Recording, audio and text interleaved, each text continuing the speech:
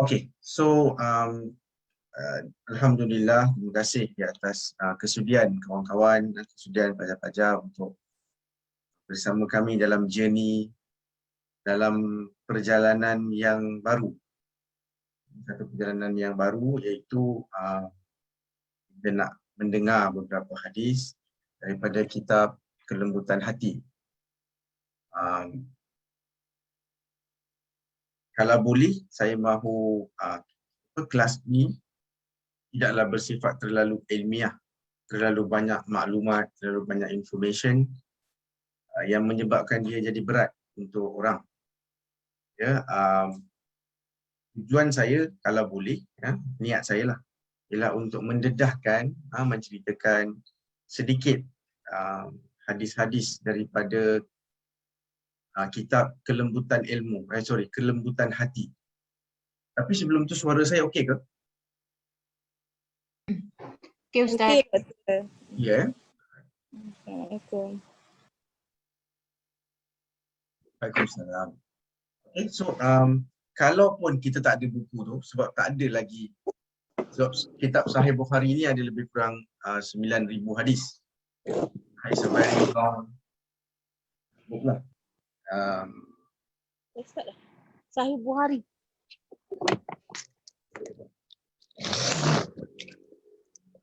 Lain dia ni dah tak.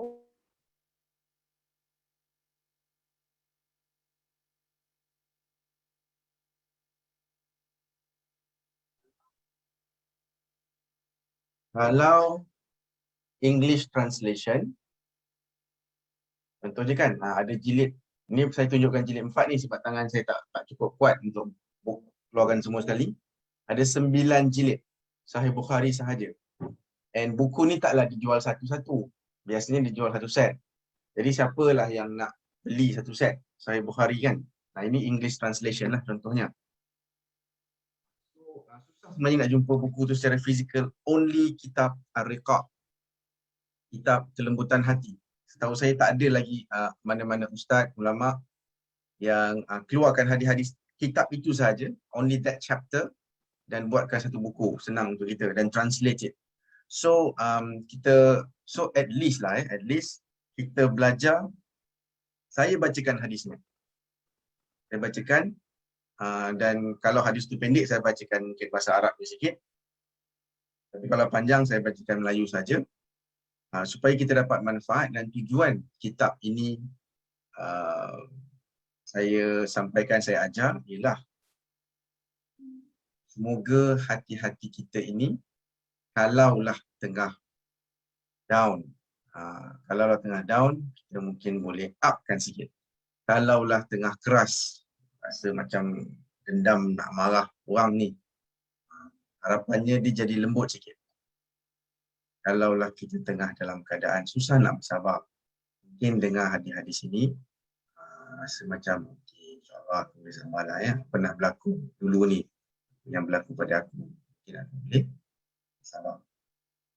Baik, hadis seterusnya, siapa yang ada PDF tu ada, yang tak ada tu tak apa, it's okay. Sebab kadang-kadang tengok PDF pun pening sebab dia bahasanya bahasa Indonesia. So apa kata saya je yang bacakan. Hadis seterusnya,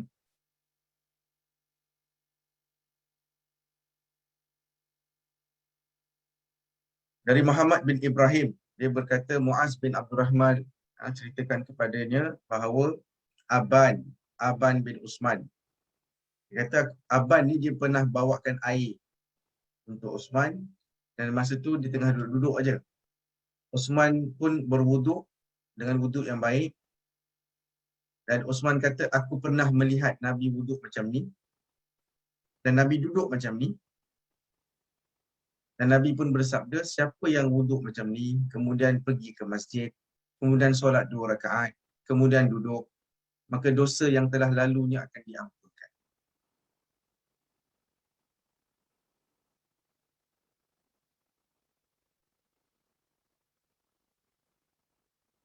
Ini satu galakan untuk setiap orang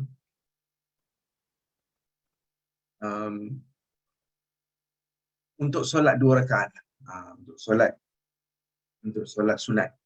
Ada riwayat lain yang kata maksud Nabi di sini bukan solat sunat tetapi solat wajib. Solat fardu maka akan diampunkan dosanya.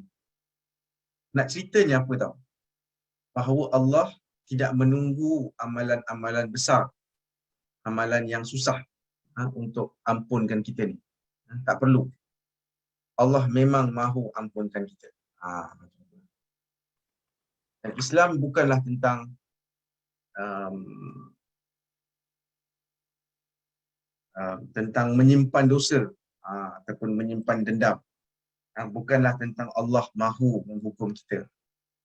Tetapi saya dah lalui perjalanan belajar ni, tapi taklah sampai di hujung lagi. Lalui perjalanan belajar sikit. Gayanya, nampaknya ialah Islam mahu, Allah dan Rasul mahu pengikut ni sebaik-baiknya, seboleh-bolehnya bersifat relax,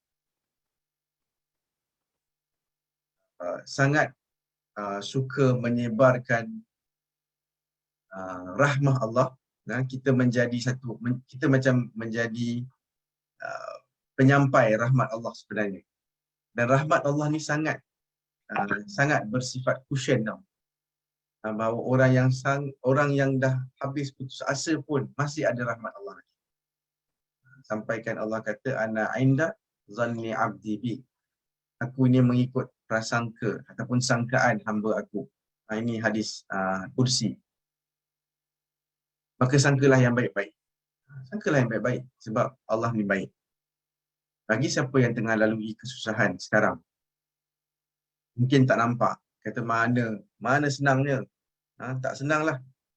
Susah aja. Aku dah 10 tahun dah susah. Dah 5 tahun dah susah. Harapan kita ialah bertahan sikit lagi.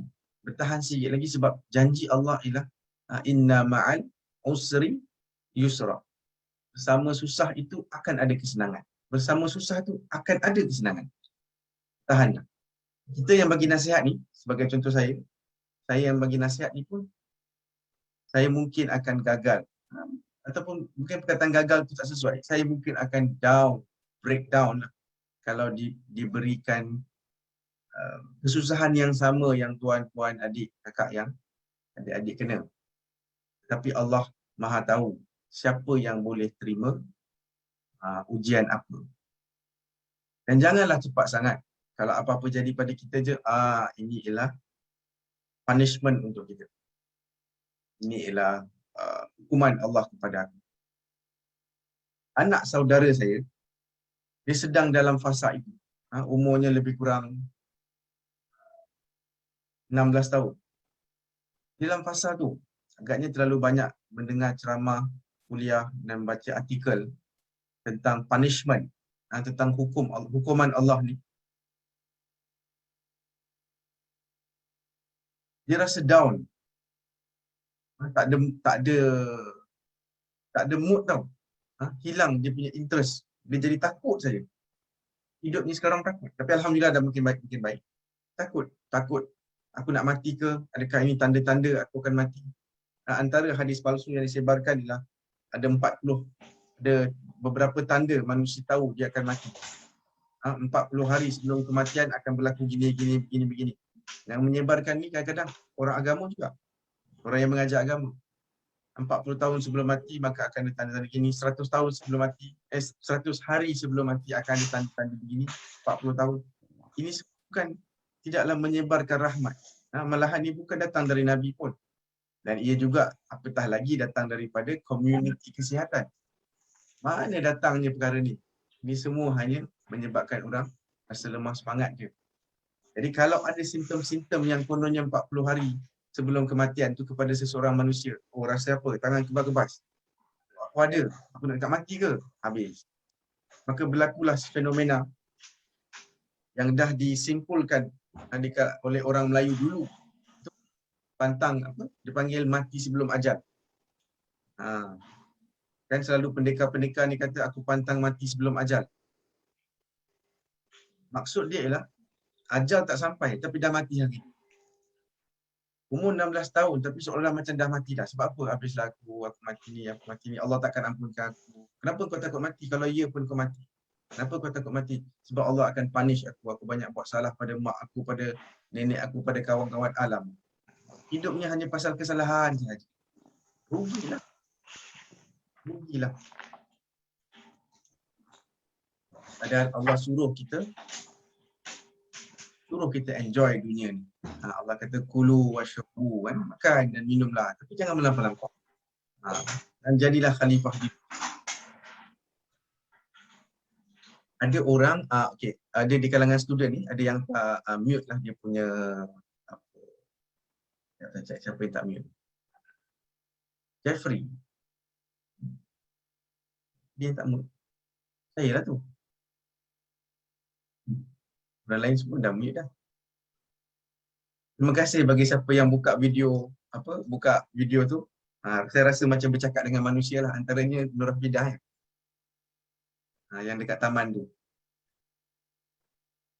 Nur Fidah ya. Okey, baguslah. At least adalah manusia. Yang lain-lain tu bukalah video off and on. Nak tahu, aku tengah bercakap dengan manusia.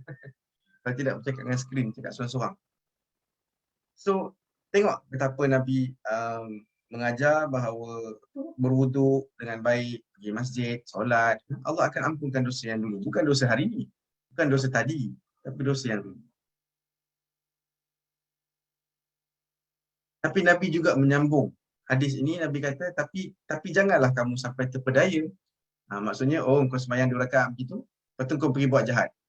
Sentiasa pergi buat jahat. Maksudnya kau pergi zalim orang apa semua, tapi ambil wuduk pergi sembahyang.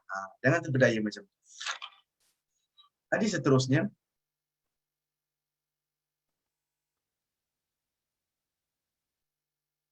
ialah bahawa dunia ini, dunia yang kita diami sekarang ni, ialah sedang kekurangan ulama, kekurangan orang baik-baik.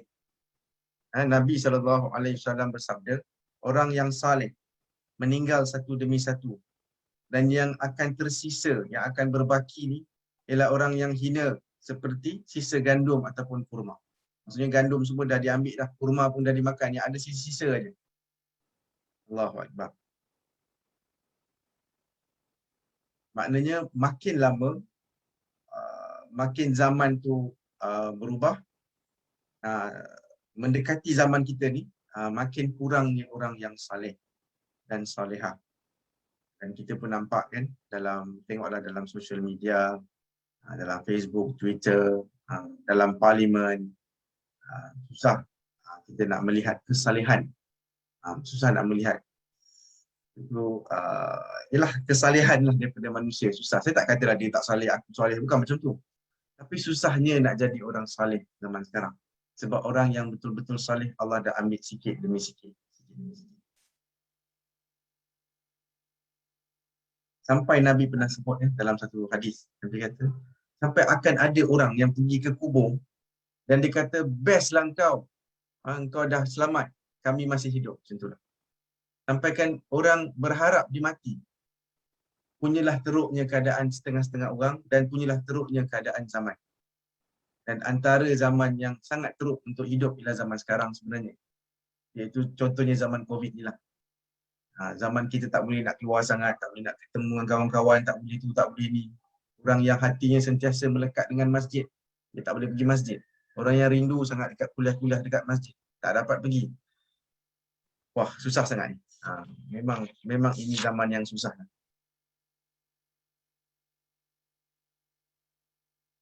Hadis seterusnya tentang harta. An Abi Hurairah radhiyallahu anhu qala Rasulullah sallallahu alaihi wasallam, ta'isa 'abdud dinar wad dirham wal qamisah wal qatifah wal khamisah. Nabi sallallahu alaihi wasallam daripada Abu Hurairah, Nabi kata, ta'isa 'abdud dinar, ta'isa 'abdud dirham, yang bermaksud celakalah ataupun binasalah hamba kepada dinar.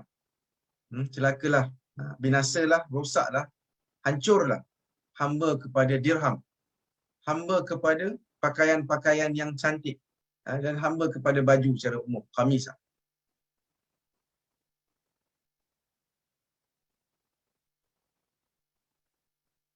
bahawa manusia akan ada yang menjadi hamba kepada perkara-perkara yang saya sebut ni. Hamba kepada duit, kita faham. Ada yang menjadi hamba kepada pakaian. Maksudnya kebanggaan dia, hidup dia, matinya ialah kepada untuk menunjuk-nunjuk lah tentang duit dia. Dia flash. Ni kereta baru aku. Apa kau nak cakap?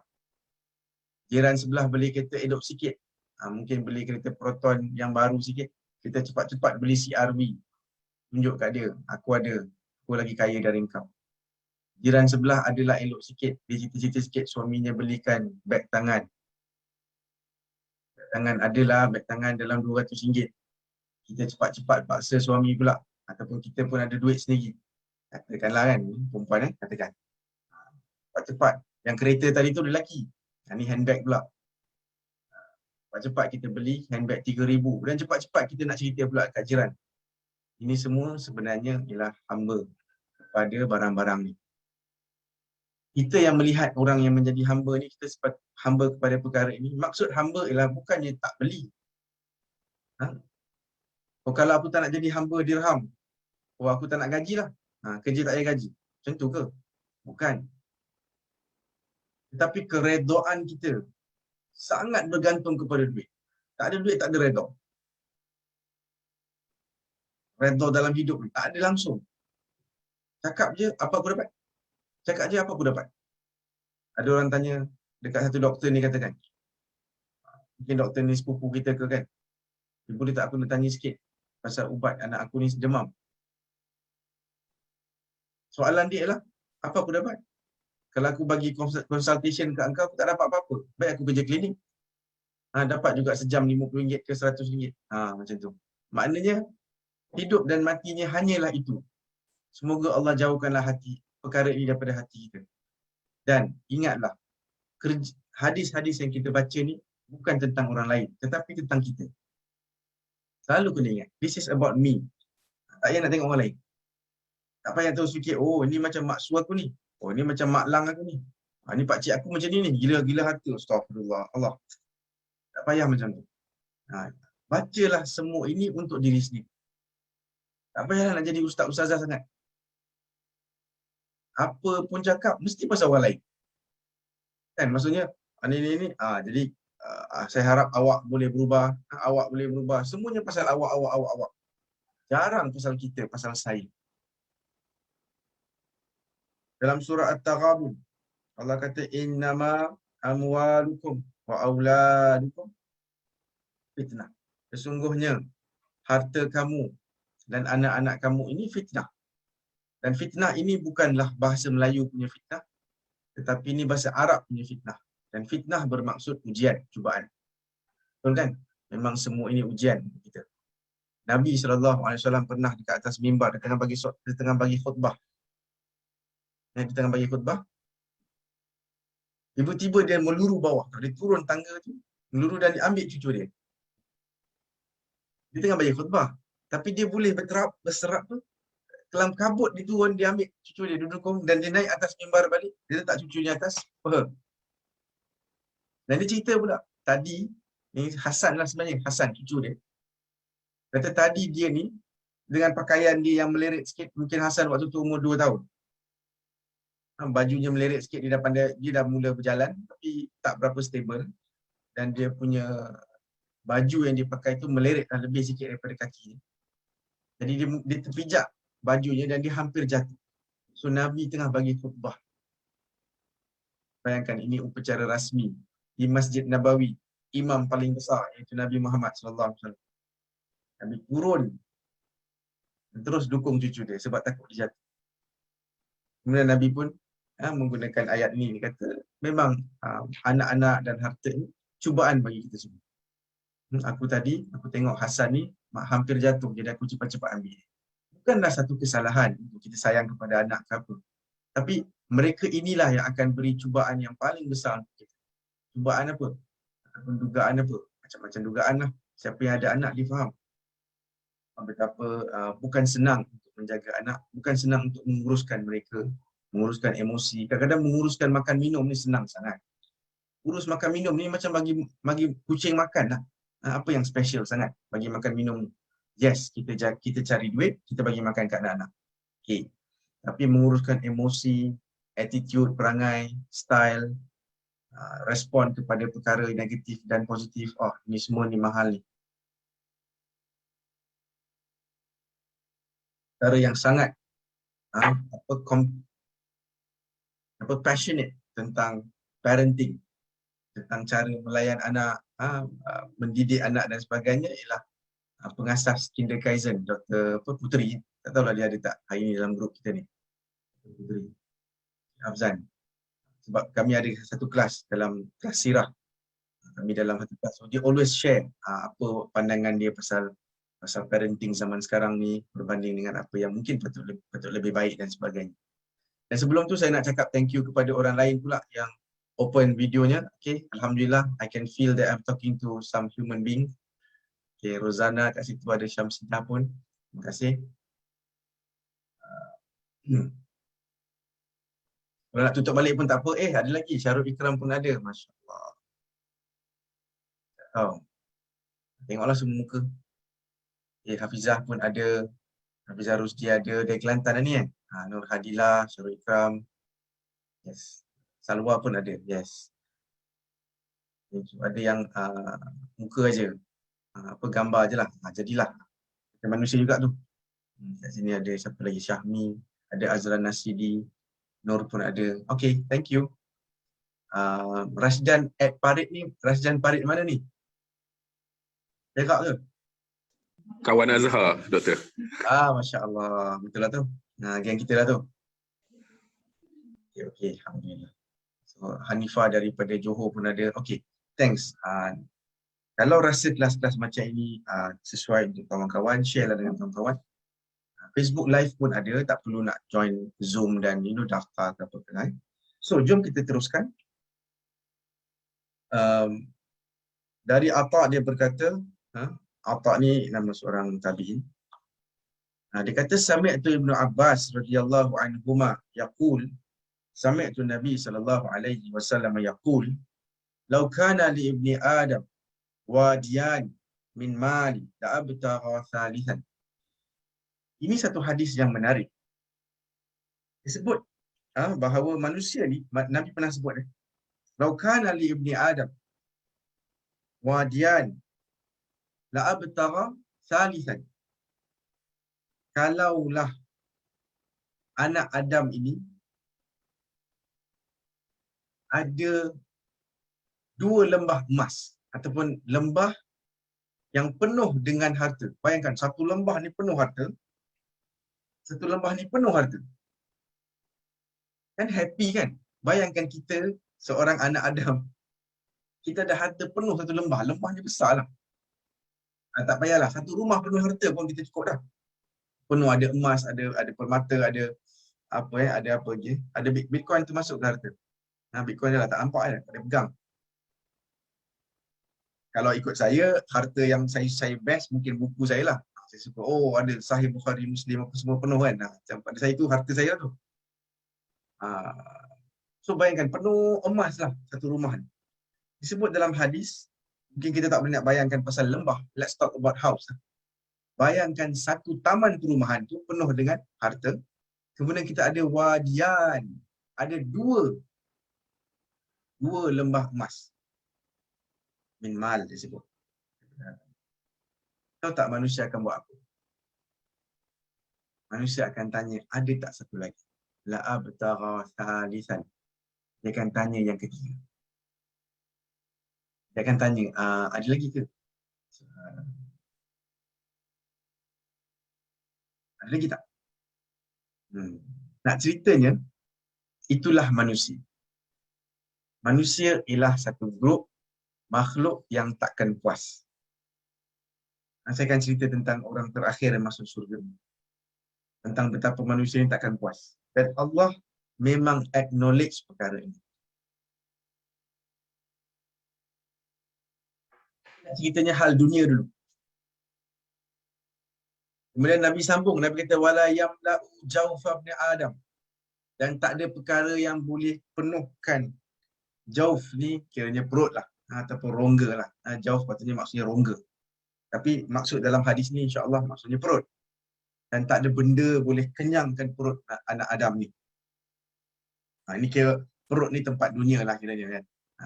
Nak penuh nak kenyang ni illa turab. Hanya tanah saja boleh kenyangkan perut anak Adam. Dan riwayat yang sebut yang takkan boleh penuhi mulut anak Adam ni ialah tanah saja.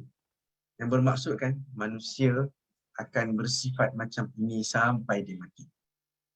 Kita belajar dulu kan dalam 2 kelas yang lepas bahawa angan-angan manusia takkan habis. Kematian dia akan datang dulu. Tapi angan-angan dia punya line lagi lebih melangkaui kematian.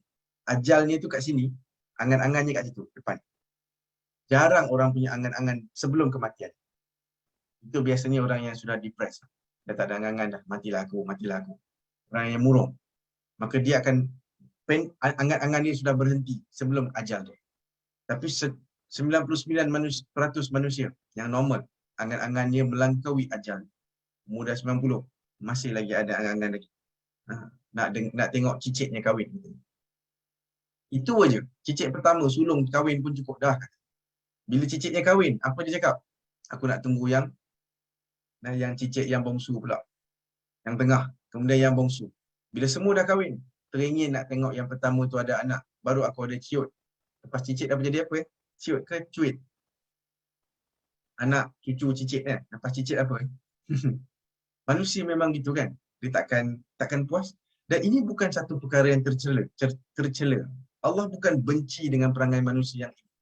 Dengar baik-baik. Ini bukan perkara tercela lagi. Dia hanya satu statement bahawa manusia memang macam tu. Manusia memang macam tu. Problemnya ialah bila kita berebutkan harta. Problemnya ialah bila kita sayang harta tu normal. Siapa tak sayang harta? Sahabat Nabi bergaduh pasal harta. Sahabat Nabi, dia bergaduh pasal sebatang pokok tau. Nabi adalah potong satu tanah ni, buat sempadan. Kau ambil A, kau ambil. Tanah belah kanan dapat ke sahabat Nabi yang A. Tanah sebelah kiri dapat kat sahabat yang B. Tapi potongan line tu tak clear. Maka satu pokok tu dia jadi macam doubtful. Tak pasti. Satu pokok tu seolah macam kau punya ke aku punya. Orang bawa kes ni sampai ke Nabi Muhammad. Padahal belah sana dah ada 50-60 pokok. Belah sini ada 50-60 pokok. Yang digaduhkan ialah satu batang pokok. Kenapa? Sebab ini manusia. Kita nak tahu ni harta aku ke harta engkau. Manusia sayang pada harta dia. Which is normal.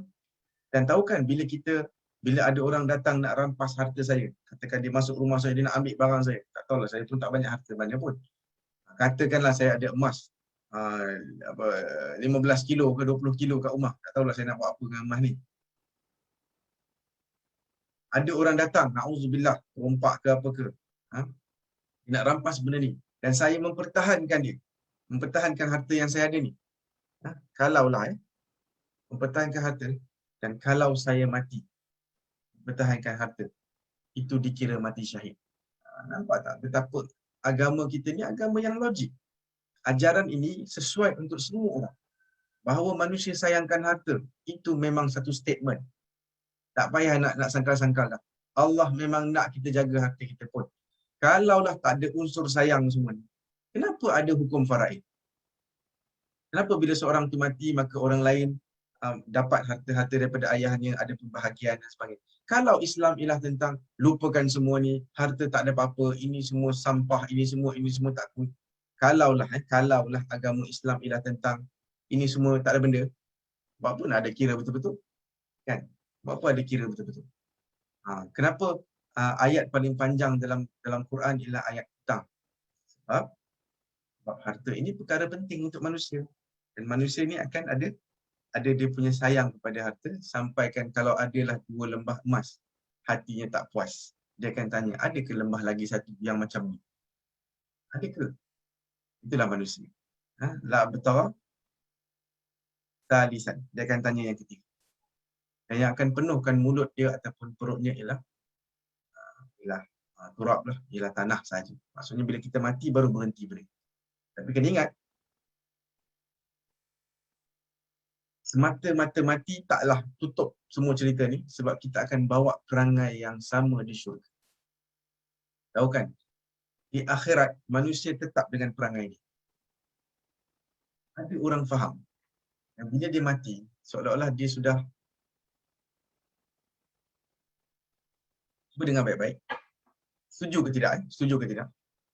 Kita mungkin ada satu bayangan bahawa bila kita mati, kita dah jadi orang lain tau.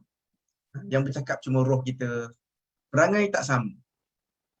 Katakan saya Jeffrey, tapi bila saya mati dia akan jadi macam dalam cerita kan. Dia macam pakai baju putih, dah tu dia terbang. Cerita orang putih lah. Dia kan terbang. Cakap pun dah lain. Urusan percakapan, mood kita, kita punya gila-gila, kita punya happy-happy ni, tak ada dah. Dia cuma macam, kamu nak masuk syurga ke? Ya.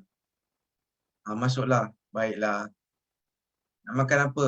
Apa yang ada lah. Dah syurga kan? Kita duk bayang macam tu. Sebenarnya tak. Kan? Akak Norafidah ni, masuk syurga, itulah perangai. Kalau dia minat dengan taman kan, dia suka jalan-jalan tengok pokok dah. Gayanya dia minat pokok ni. Dia suka dengan nature. Gayanya lah sebab setiap kali tengok kuliah mesti ada pokok kat belakang. Kan? Kalaulah minatnya pokok, minatnya taman, maka di syurga nanti dia akan minat benda yang sama. Sebab yang masuk syurga ialah dia. Bukan roh dia. Tahu? Dia dengan mood dia, dengan style dia, dengan kesukaan dia.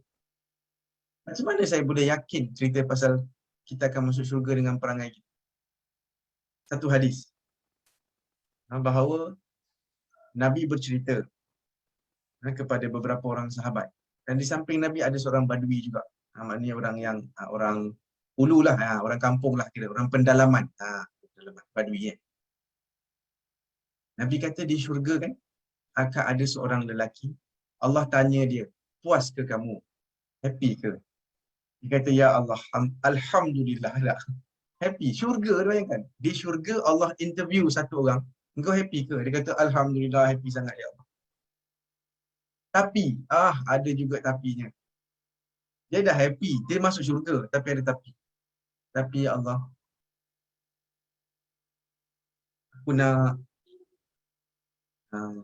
aku nak tanam pokok lah ya Allah. Ya Allah, aku minat pokok katanya. Aku nak tanam pokok. Oh, pula. So Allah bagilah dia benih-benih apa yang dia perlukan. Dan Allah bagilah tanah yang sesuai, yang subur untuk dia. Maka dia cucuk tanam. Di syurga dia cucuk tanam. Cucuk tanam. Kemudian selang beberapa hari, beberapa jam aja, tumbuhlah pokoknya. Dan buahnya, satu buahnya dah macam besarnya besar kambing. Bayangkan. Buahnya punya puas hati lah. Orang yang minat pokok je dia boleh puas hati dengan cerita ni lah. Kita yang tak, macam saya bukanlah penanam pokok sangat. So mungkin saya tak rasa wow sangat. Orang yang suka ni, wow, buah besar macam tu memang subur betul kan? Happy lah. Dia happy lah. Bila Nabi cerita ni, ada badui kat sebelah dia. So Nabi kata happy lah lelaki tu. Bila Allah bagi dia benih macam tu dan sampai tumbuh dan dia happy. Si badui ni pula menjelah. Dia kata, ya Rasulullah. Dia macam terfikir. Dengan dia kata, ya Rasulullah, aku rasa lelaki yang kau cerita tu, yang dalam syurga tu, mesti bukan orang badui. Sebab kami tak cucuk tanam. Ni mesti orang Madinah. Ni mesti orang Madinah. So, Nabi hanya tersenyum saja. Betul lah kata kau tu. Apa kita belajar dari hadis ni? Bahawa orang badui ni, dia tak terkesan sangat dengan cerita tanaman pokok tu. Dan dia dengan yakin boleh cakap, itu mesti bukan aku tu. Itu mesti bukan kaum aku. Sebab geng kami ni mana tanam pokok. Orang badui kan dia macam nomad sikit. Simple life dia. Daripada satu kampung, habis semua resources kat situ, habis daun semua dah habis, makan yang kambing ni. Orang dah puas hati, ada orang pun travel, sambung. Kemudian sambung. Sepanjang tahun. Mana ada sempat nak tanam pokok. Ini style orang Madinah. Dia kata. Nabi hanya senyum. Maksud dia, macam Ustaz Suhaimi sebut tadi, kalau suka travel, maka kita akan minta travel dekat syurga nanti. Tepat sangat. Jadi saya nak tanya, minat-minat yang kita belajar ni, kita belajar kat mana? Kat dunia. Jadi betul lah akhirat ni tempat kita sambung cerita kita sebenarnya. Bukanlah penutup. Bukanlah Jeffrey sudah tiada. Tapi itulah Jeffrey yang sama. Ada satu lagi hadis. Omar tanya, kejap anak saya PDPR tapi kuat sangat.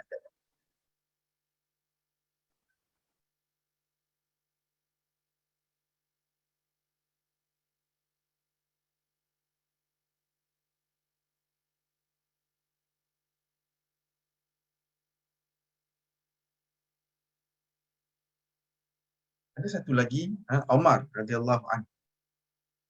Dia tanya Nabi, "Ya Rasulullah, di kubur nanti kan ada soalan daripada malaikat ni." Umar tanya, "Yang menjawab ni siapa?" Maksudnya macam aku tak boleh jawab ke? Macam adakah Omar C, Omar B, bukan Omar original tapi macam macam bayangan Omar ke kan? Apa? Siapa yang jawab? Nabi kata, sebenarnya soalan Omar tu sesuai untuk kita ni.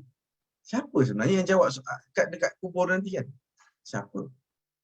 Umar tanya, siapa yang betul-betul akan jawab bagi pihak aku? Nabi kata, engkau lah.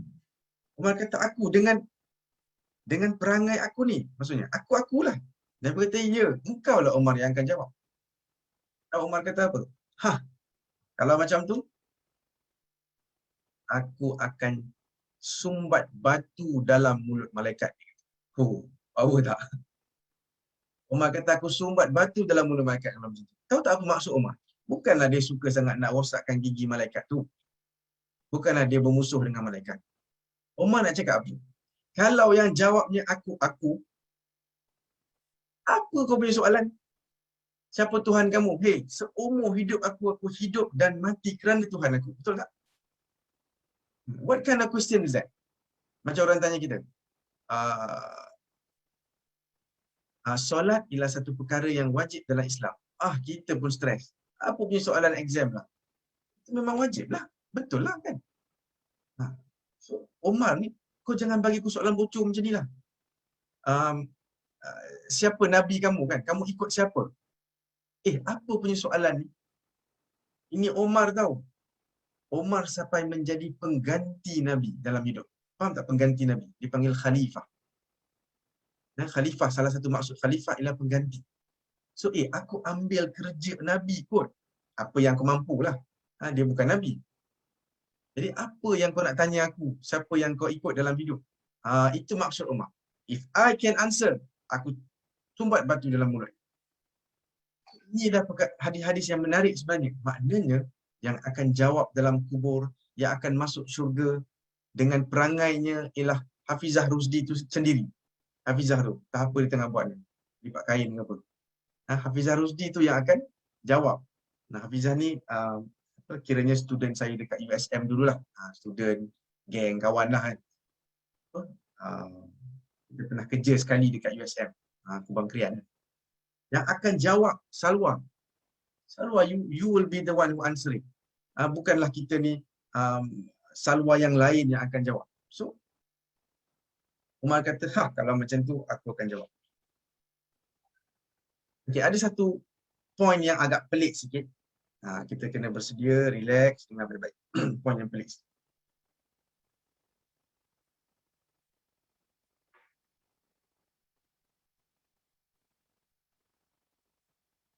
Hadis yang saya baru baca tadi. Lau kana li ibni Adam wadiyan la abtagha thalithan wa la yamla'u jawfa ibni Adam illa turab. Hadis yang saya sebut tadi tu, yang hanya tanah yang boleh penuhkan perut anak Adam. Ada hadis riwayat Bukhari dan yang lain-lain bahawa kata-kata ini pernah ada dalam Quran. Kata-kata ni, lau kana li ibni Adam wadiyan la abtagha thalithan. Ini pernah menjadi ayat Quran. Tetapi kemudian ayat ini dimansuhkan. Siapa yang belajar sikit ulum Quran, dia faham kot. Mansuh. Ada nasih dan mansuh. Mansuh maksudnya ada ayat Quran yang dulu ada, kemudian Allah cancelkan. Wallahu alam, hikmahnya memang ulama bincang panjang lebar lah, buat PhD pasal benda ni. Kenapa sampai ada mansuh ni? Allah tukar fikiran ke? Macam itulah, itu antara yang difikirkan. Kan Allah dah cakap dulu, kemudian Allah kata ini bukan Quran lagi. Maka dia hilang daripada Quran. Dan Nabi pun kata bukan ini dah tak ada dalam Quran. Inilah ayat-ayat Quran. So, cerita nasih mansuh ni memang agak boleh pecah kepala bagi orang yang fikirannya sangat dalam. Ya. Dia kata, alamak, Quran ada yang padam-padam ke? Aduh, macam mana ni? Macam mana ni? Oh, dulu ada, sekarang tak ada. So, hanya at least lah bila kita jumpa hadis ni dalam format yang macam tu, bahawa dulunya ini ayat Quran, kemudian dia mansuh. Ada ayat lain. Bila surah, apa tahu? Surah Al-Hakumut Takasur. Bila surah ini turun, ayat ini hilang daripada Quran. Tidak lagi dianggap ayat Quran. Apa maksud Al-Hakumut Takasur? Sebenarnya dia merangkumi cerita kita ni.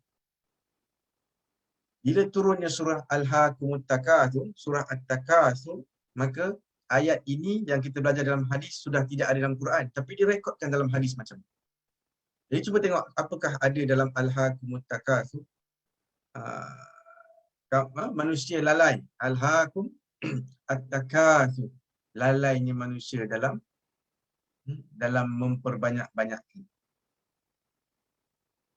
Manusia lalai dalam sibuk memperbanyak-banyakkan. Betul tak? Dunia ni ialah pasal banyak kan? Dunia ialah banyak. Kau ada kereta? Aku pun ada kereta. Tapi aku ada 3 biji kereta. Kau ada apa? Kereta? Oh, kancil je. Oh, aku ada BMW. Oh, kau ada langsir. Kau ada langsir. Oh, cantiknya langsir rumah kau. Tapi langsir rumah aku tukar setiap seminggu. Senang juga. Akhirnya banyak. Kau tak ada anak? Aku ada anak. Alhamdulillah seorang. Aku ada seorang anak. Kawan yang sebelah lagi dia apa? Oh, seorang je. Aku ada 5 anak. Kalah pula. Betul tak? Dunia ini ialah tentang at-takasur. Memperbanyak-banyakkan. From the word kasir. Hatta zurtumul maqabir. Sampailah engkau jumpa kubur. Betul tak? Manusia akan macam itulah. Banyak. Kau pandai? Aku lagi pandai. Engkau ada? Aku lagi ada. Kau dah kahwin? Baru setahun. Aku dah 10 tahun. Ada je nak cakap aku lagi lebih. Alhaakumut takasur hatta zurtumul maqabir. Sampailah jumpa kubur. Baru stop semua. Itulah. Ya. So,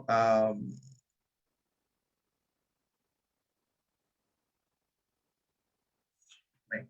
Hadis yang seterusnya. Dalam riwayat Bukhari sendiri, untuk siapa yang baca Sahih Bukhari nanti, dari Anas, dari Ubay, dia berkata, sebelumnya kami yakin bahawa ini ialah daripada Quran sampai turunnya ayat Al-Hakumut Takasur. Ini ada dalam hadis Bukhari. Tapi it's okay, janganlah pergi dalam sana. Saya nak cerita tadi bahawa manusia akan membawa perangainya sampai ke akhirat. Manusia akan berperangai manusia sampailah ke akhirat. Iaitu kisah manusia juga ada dalam Sahih Bukhari, kisah seorang lelaki yang terakhir masuk syurga. Lelaki yang terakhir masuk syurga.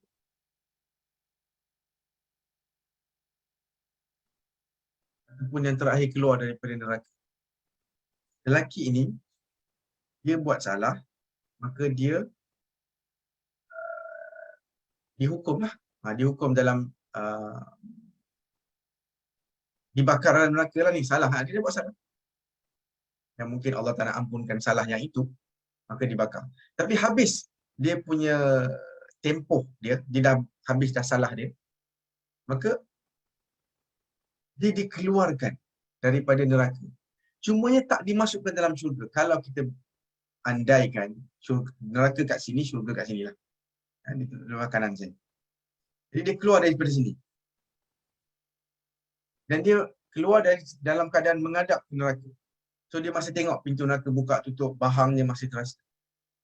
So Allah tanya dia, happy ke dapat keluar dari neraka? Dia kata, alhamdulillah dapat juga keluar. Tak sangka kan? itu gini. Tetapi ya Allah, boleh tak aku ada satu permintaan? Ni aku kena menghadap neraka ni panas bahangnya.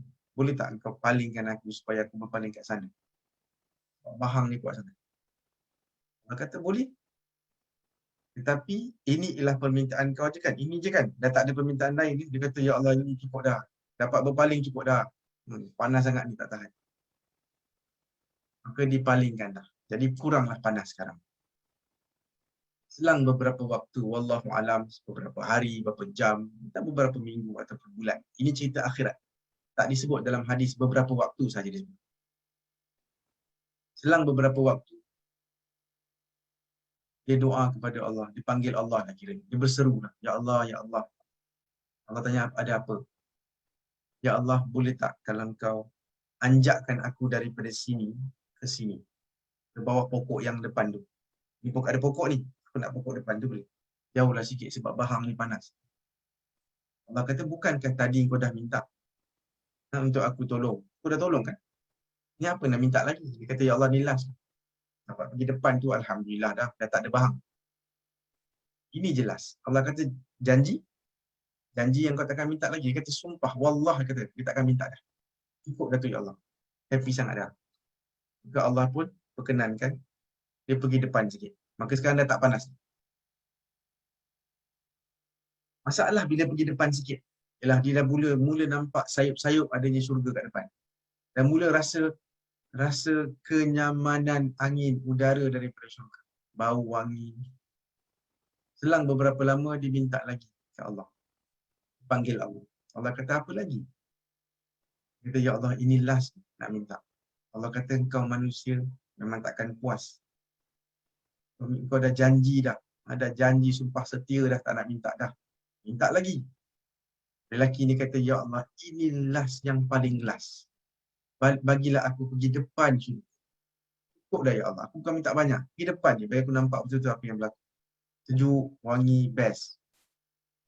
Allah kata, depan ni kau takkan minta lagi. Sumpah takkan minta. Dia bayangkan, dia bersumpah kepada Allah, dia takkan minta. Direct. Bila Allah anjakkan dia pergi ke depan syurga, selang beberapa lama, dia panggil Allah lagi. Ya Allah, begini. Kata, ya Allah, masukkan je lah aku dalam dia. Allah kata, kau manusia, tak tepat janji, gitu gini. Apa lagi yang kau nak? Aku dah bagi. Berapa kali dah kau ni mungkir janji? Lelaki ni kata, ya Allah, last, bagi aku masuk je. Dan Allah kata, kau nak masuk syurga? Angan-anganlah apa yang kau nak dalam syurga. Allah masukkan ke dalam syurga. Allah kata, angan-anganlah apa kau nak kat syurga.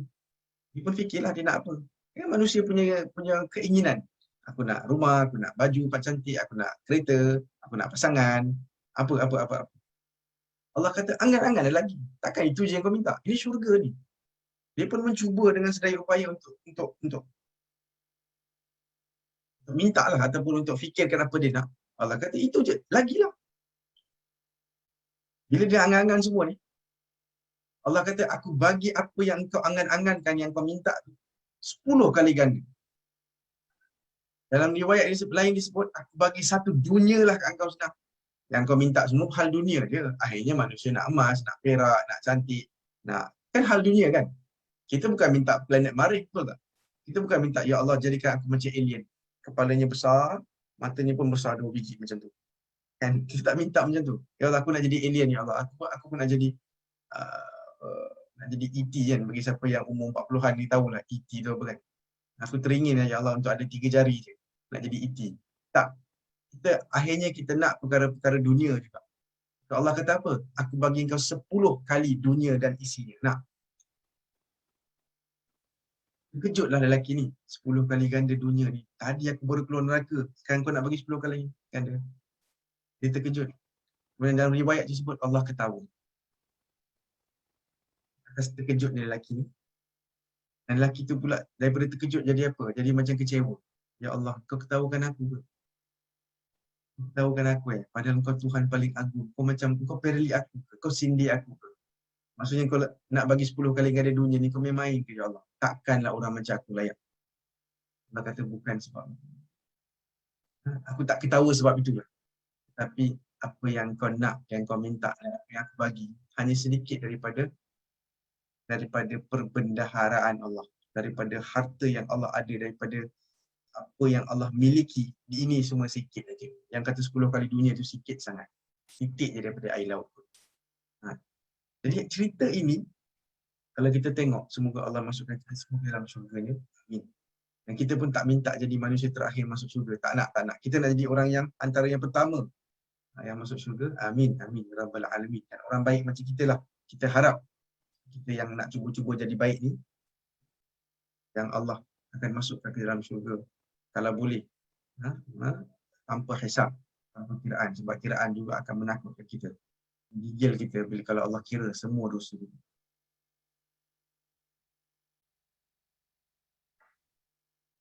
Cerita yang tadi tu kita boleh faham satu perkara, antaranya ialah manusia akan tetap jadi manusia. Nombor dua, Allah bukan cela sangat pun atas permintaan dia. Itu membuatkan saya buatkan satu kesimpulan bahawa manusia ni, terciptanya manusia pertama di syurga kan? Kan Nabi Adam dicipta di syurga. Jadi biasanya kita nak balik kampung kita. Kita nak balik kampung kita.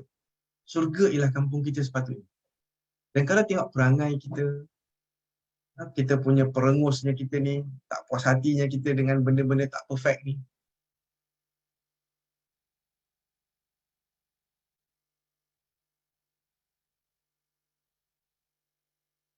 Sekejap Kita nampak Haji Razak dalam ni. Yang kita ipuh ni. Kalau tengok perangai kita tak, yang senang tak puas hati, maka tempat paling sesuai untuk manusia memanglah syurga. Itulah tempat kita. Memang Allah cipta untuk kita, untuk penuhkan syurga itu dengan manusia dan jin. Nafas yang baik-baik. Hadis yang terakhir mungkin sebelum kita pergi, ataupun kita jom ambil question ke kalau ada soalan ke.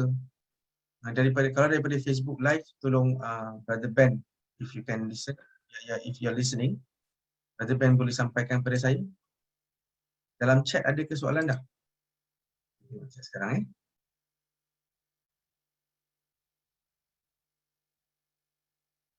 Ya, ada soalan. Alhamdulillah.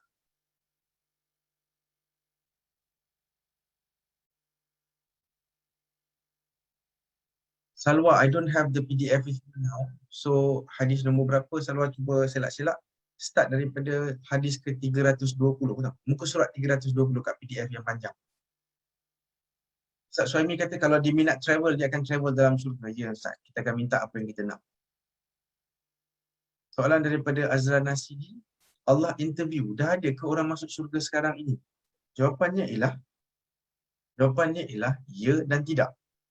Ya, di sisi Allah, semua ini sudah berlaku. Sebab Allah tidak menunggu untuk apa-apa perkara berlaku. Ya? Allah tak menunggu untuk perkara berlaku. Di sisi Allah, masa ini diciptakan oleh dia. Allah cipta masa kan? Sebab itu dalam Quran, kadang-kadang cara cakap, cara disampaikan tu seolah dah jadi. Maka berkatalah ahli neraka, maka berkatalah ahli syurga. Benda dah jadi, bukan maka ahli syurga akan berkata. Sudah berkata dah. Sebab di sisi Allah, Allah tidak dirangkumi oleh masa yang macam kita ni. Kita lah masa, tahun depan ubannya lebih sikit, tahun depan rambut kurang, tahun depan muka kita berkedut sikit lagi, tak? Lagi 5 tahun jadi gitu kan. Kita dirangkum oleh masa. Allah tidak menunggu dengan kita. Allah tak follow masa ni. Semua ini di sisi Allah tak ada apa-apa. Maknanya dah berlaku dah. Allah Maha tahu. Takkan Allah pun nak tunggu. Jeffrey ni kalau dah tua sikit macam mana muka dia? Takkan Allah tak tahu. Takkan Allah pun menunggu macam kita. Tak. Tapi sebab itulah akan ada cerita-cerita pasal syurga neraka ni. Bila Nabi Muhammad SAW naik Isra' dan Mi'raj tu, Nabi diperlihatkan syurga dan neraka. Kan Nabi nampak ada manusia buat gini, ada manusia kena macam ni. Kenapa Nabi boleh nampak? Ada ulama' yang bagi jawapan, itu diperlihatkan saja. Maksudnya digambarkan. Cara Nabi cakap bukanlah digambarkan, macam Nabi betul-betul melihat. Maka jawapan ulama' yang lain pula, Bila Nabi sudah di Isra' dan di Mi'raj kan, maknanya Nabi dah tidak tertakluk kepada peraturan masa dunia ni. Sebab tu Nabi boleh pergi dan balik dalam masa beberapa jam saja atau beberapa minit saja. Sebab masa dah tidak merangkumi Nabi dah. Nabi dah keluar daripada zon masa lah. Sampai nak jumpa, nak pergi ke Sidratul Muntaha. Mana ada manusia boleh naik roket dan pergi sampai ke hujung, sampai jumpa bintang dulu kan. Tak ada lagi benda tu. Kalaupun pergi, dia akan ambil masa bertahun-tahun. Itulah mungkin jawapannya lah. Dah ada ke orang masuk syurga sekarang? Di sisi Allah, yes. Di sisi kita, tidak.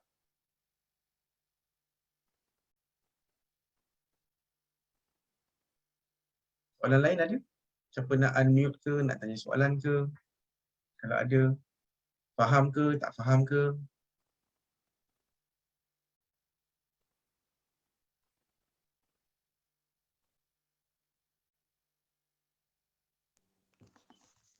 Doktor, Ya. dia tanya yang hadis yang mula-mula tadi tu kata memperbaguskan wuduk. Nak bagus tu sebagus yang macam mana?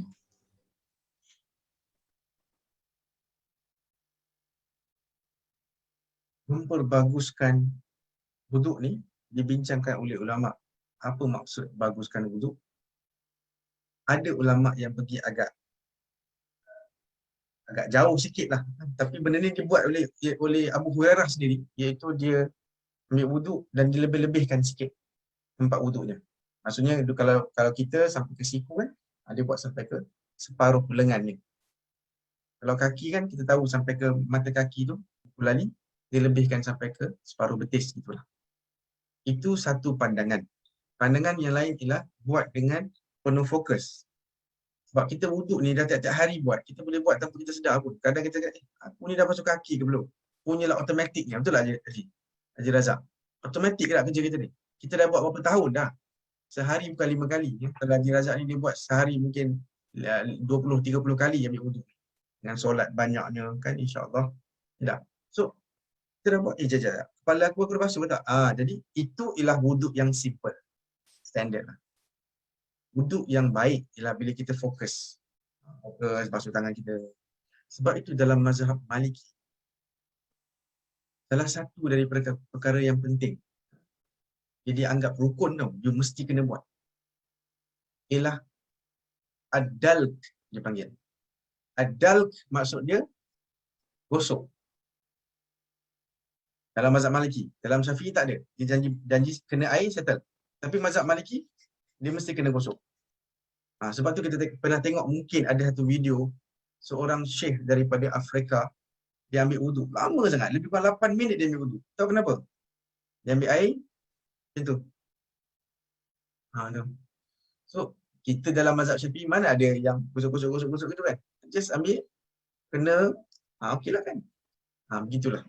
Jadi, maksud memperbaguskan wuduk ni diperselisihkan oleh ulama.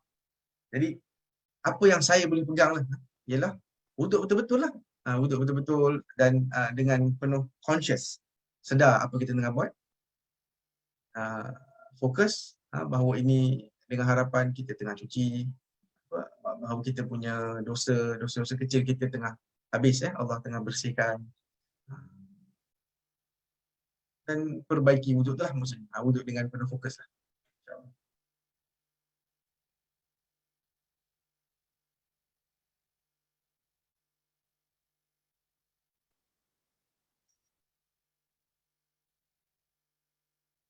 Lain? Soalan lain?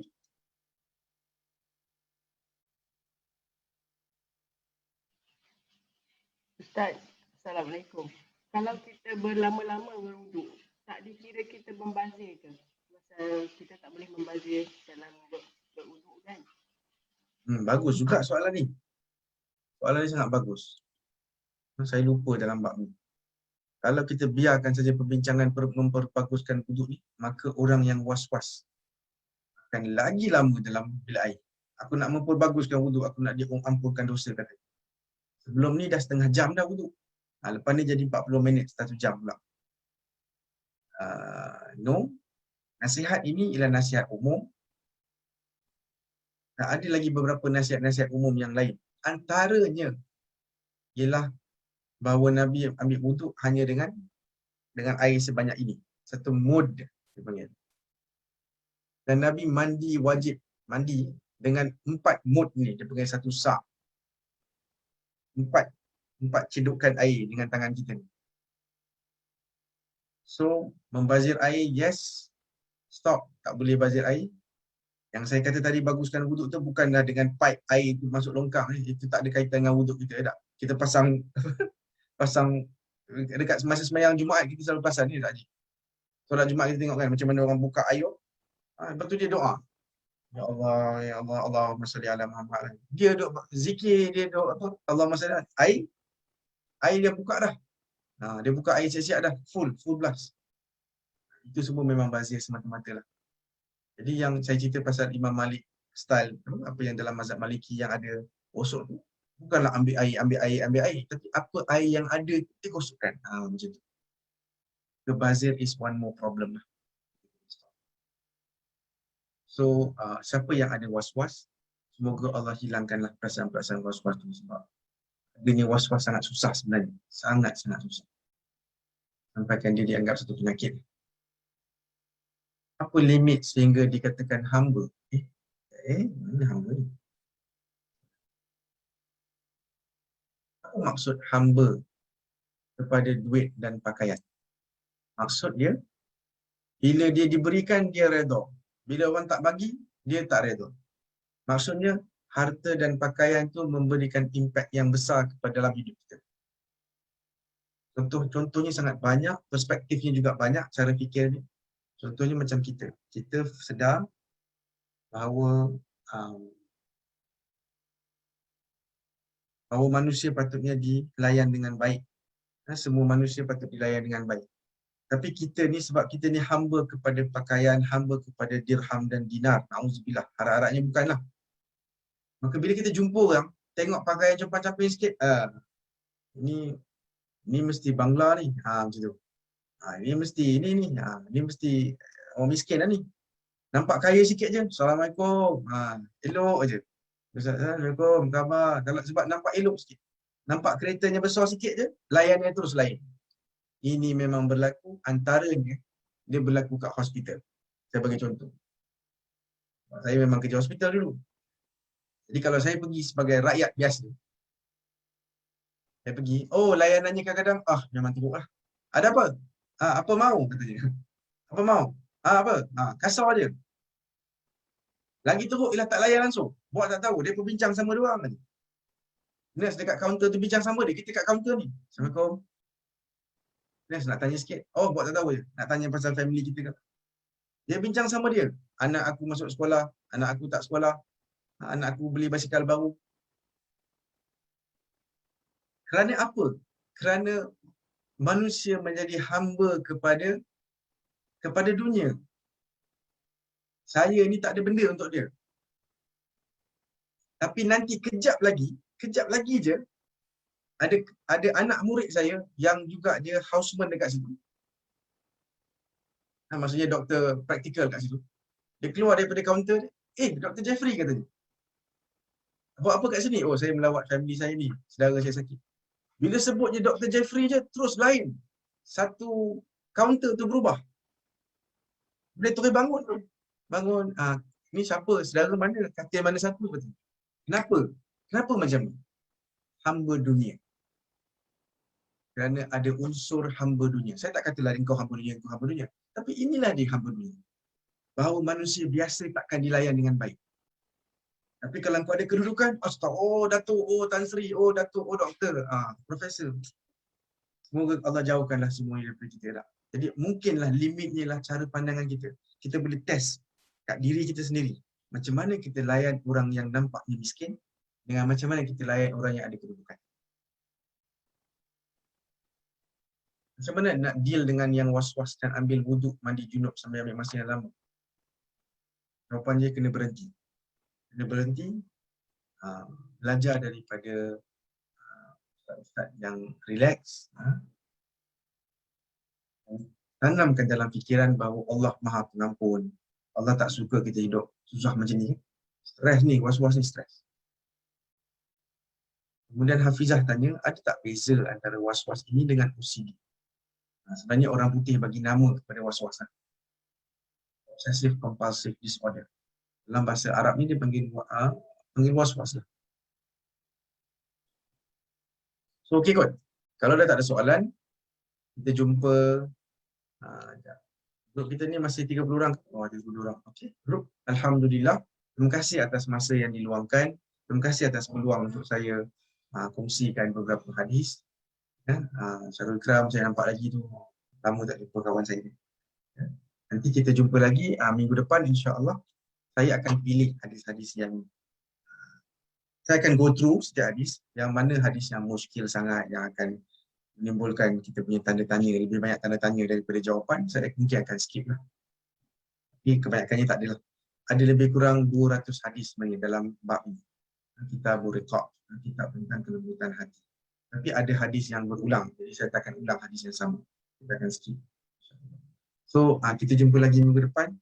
Ingat, ini ialah anjuran IDT. Saya rasa IDT ada letakkan membuat akaun dekat sana untuk sumbangan daripada kawan-kawan kita. Sumbangan ini akan digunakan dalam program-program dan projek-projek mu'alaf, projek ilmu di IDT lah. IDT ini Interactive Dakwah dan Tarbiyah Association. Satu pertubuhan di mana saya menjadi timbalan pengurusinya. Maka akan timbul soalan seterusnya. Berapa peratus IDT ambil untuk kos operasi? Kita je kan? Okay? Timbalan pengurusi ni dapat allowance berapa? Kan? Jawapannya tak ada. So, okay. Jom kita sumbang untuk dakwah lah. Wallahu'alam. Kita jumpa lagi minggu depan, insyaAllah. Subhanakallahumma wa bihamdika asyhadu an la ilaha illa anta astaghfiruka wa atubu ilaik. Assalamualaikum warahmatullahi wabarakatuh. Assalamualaikum Ustaz, terima kasih. Waalaikumsalam warahmatullahi wabarakatuh. Alhamdulillah, thank you doktor. Terima kasih Dr. Jeffrey. Terima kasih doktor. Assalamualaikum. Thank you doktor. Assalamualaikum. See you next